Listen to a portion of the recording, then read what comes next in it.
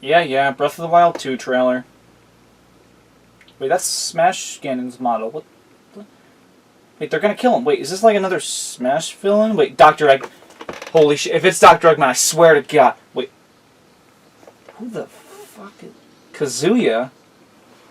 Who the hell's that? To put it lightly, I wasn't asking for this character in Super Smash Bros. Ultimate. Tekken is a very popular fighting series, so it makes sense and is a logical choice, but not a very exciting one. I have no experience with anything in the series, but the addition made me curious enough to give it a shot. After a quick Google search and Reddit answer, I decided to grab the alleged best Tekken game for beginners, Tekken 5. An eBay search and $10 later, I popped it in, fired up the old PS2, and had a really good time with the game, and I can say now with confidence that the series does deserve a rep in Smash Ultimate. As someone who's been playing Smash since I was a little kid, it's really hard to go into a new series and learn how everything works, but I was surprised by how smooth the transition was. That's not to say they're similar at all, these are opposite ends of the fighting game spectrum, that's just to say that it's relatively inviting to newcomers. Super Smash Bros. Is without a doubt the most inviting one in my eyes though, which sounds like my nostalgia for the series talking, but I don't think it is. The gameplay is so unique compared to just about every other fighting game, and I'm not talking about the lack of a health bar and pits on the sides of stages, I'm talking about the way different characters and their movesets are handled. A lot of fighting games have characters with very similar basic movesets, and where they become unique is in their special moves, which normally require some sort of button combo. Let's take for example Tekken 5, where all characters maneuver just about the same with varying speeds, and have a left punch, left kick, and right kick. Certain combinations of these attacks will allow characters to pull off a combo, a basic combo that's possible to pull off with almost every character. It may slightly vary in how it looks and is performed, but as a general rule, these combos are universal. From there, each character has a couple special combos that are unique to them, and they're all listed in the pause menu and manual, which is nice and really came in handy. Now, some characters are exceptions, but for most of the roster, they share a basic moveset and have a few unique moves that require multiple inputs to perform. This method works great a lot of the time, but it makes new characters incredibly difficult to pick up and play, as you'll have to memorize these button sequences to actually be good. This discourages people from not only trying new characters, but also from playing with any technique at all. If someone's new to the game and plays against someone with the slightest bit of experience, they're gonna get their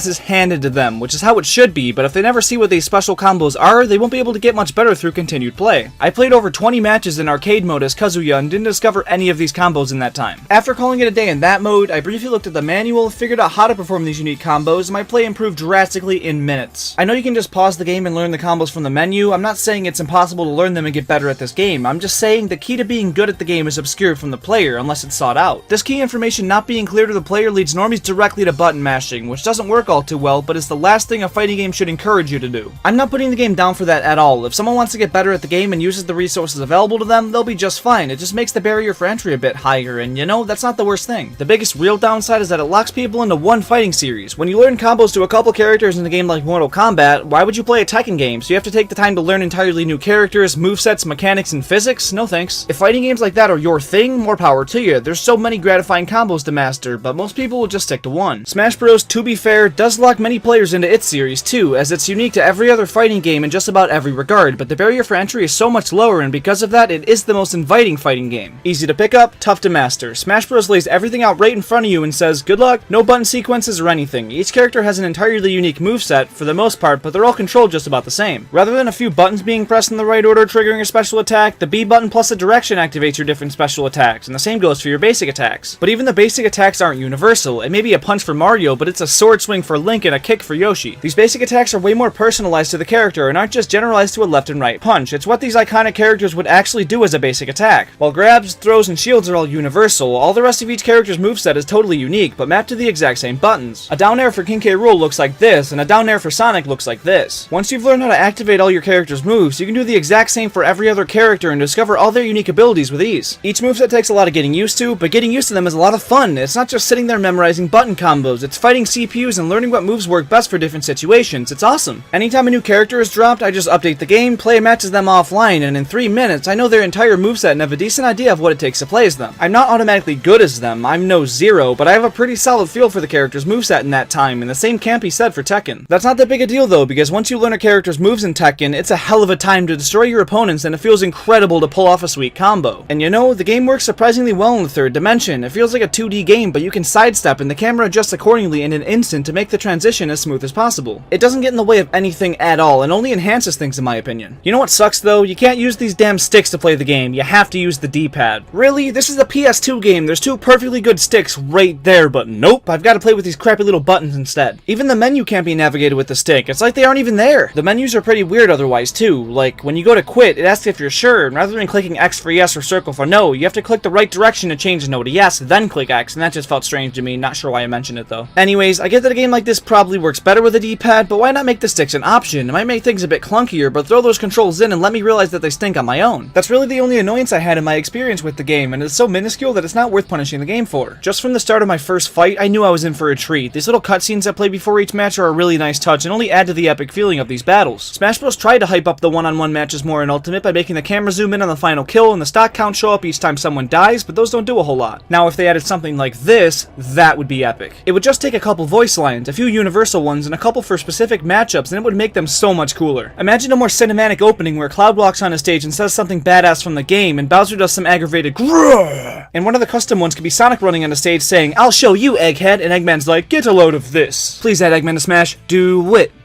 I get that not every character can talk, but if they at least did a little more than just end up on screen, that would be great. The whole heroes and villains theme of the game would be so much cooler if they had specific lines for these matchups. Even if they only did it for those, that would be insane. That's not the point of the video, sorry for that rant. Let's transition back to Tekken from the perspective of a Smash fan. Let's see, story mode? Wish we had one of those that didn't suck eggs. Joking aside, Tekken 5 features a full story mode as well as a mode called Devil Within, which is kind of its own thing, so I'll start with the standard story mode. It's just like the old classic mode in Smash Bros, not that weird thing we have now, like the classic mode. There's 8 fights and a boss at the end, but there's actually reasoning provided to it in-game, unlike Smash Bros. To sum all the stories up, each character has some sort of problem and ends up joining the tournament to solve it. While each character's story mode varies only slightly, they each offer a slightly fresh experience, and that's something. Most of it is just fighting, with the occasional cutscene between fights, but that's exactly what it should be. My only complaint is that the opening cutscene to these story modes is just an image with some text that pops up, like those cutscenes in Sonic Adventure 2, and it just feels kinda lazy. But a few fights later, there's some in-game cutscenes, and at the end, there's a nice and full pre-rendered cutscene, so I can't say the mode as a whole is lazy, just this opening section, which is kinda odd. I can't speak for all characters, I'm not gonna play through the same thing as all of them because that would get way too repetitive, but this was the case for the Kazuya story mode I played through. The Devil Within, on the other hand, could potentially be a selling point. It's the game's adventure mode, and they actually put a decent amount of effort into it. It's not a fully fleshed out masterpiece or anything, but it's quite the change of pace from the regular gameplay and is a lot of fun. You play as Jin Kazama and trek through an old laboratory, defeating waves of enemies and trying to learn more about his weird devil powers. You move with the stick this time, which took some getting used to considering the rest of the game ignores them. You jump with circle, kick with X, punch with square, and block with triangle. There's no left or right buttons for anything, so it simplifies the fighting drastically, but it allows the mode to focus more on traversing the lab and not just fighting, which is good. The most unique part of the mode is the devil mechanic. When your devil gauge is full, press L1 and triangle and boom, he turns super powerful and can take out enemies with ease. It does lower your health as you use it though, so you have to make sure to deactivate it as soon as you can. You can only reactivate it when the bar's totally full again though, so even if you only use a take of the meter, you have to fill it back up before you can go Super Saiyan again. Bummer. Most of the mode is just enemy hordes with simplified fighting mechanics, but there's some puzzle solving, not much at all, but regardless, this is the most different mode in the game and definitely deserves to be here solely for the sake of variety. There's a lot of value in this game, and speaking of which, Tekken, Tekken 2, and Tekken 3's arcade versions are all included too. That's awesome, and it was really cool to give all of these a try as someone who's never played anything in the series before. I'm very pleasantly surprised with what Tekken 5 offers. Not only does it have more content than any fighting game I've ever played, but the core fighting is really fun and I definitely wouldn't mind playing more of it. I can't say the series is great as I've only played this one title, but I can say that Tekken 5 is a damn good and complete fighting game package that I would recommend to any Smash Bros fan out there. And I'm gonna make the assumption that the other Tekken games are worth your time too. It's nothing like the Smash series at all, but that's a good thing. For a more combo-based and traditional fighting game, you can't ask for a game more inviting than this one. Oh, and playing as Kazuya in Smash after having played as him in his original game, I have to say, Sakurai, you nailed this moveset, buddy. Gold star. But no, I'm not gonna main him, he's way too slow. And with that said, thank you so much for watching this video. If you enjoyed it, please drop me a like, and if you want to see more videos like this, you should definitely subscribe. If you want to watch a video like the one you just finished up, check out my Shrek Super Slam video. It's a very strange fighting game, but definitely one you should know more about. And if you're just a huge Smash fan, check out my Smash Bros playlist, where I've discussed multiple potential fighters and why I think they should or shouldn't be added to the game. Thanks again for watching, I'll see you later.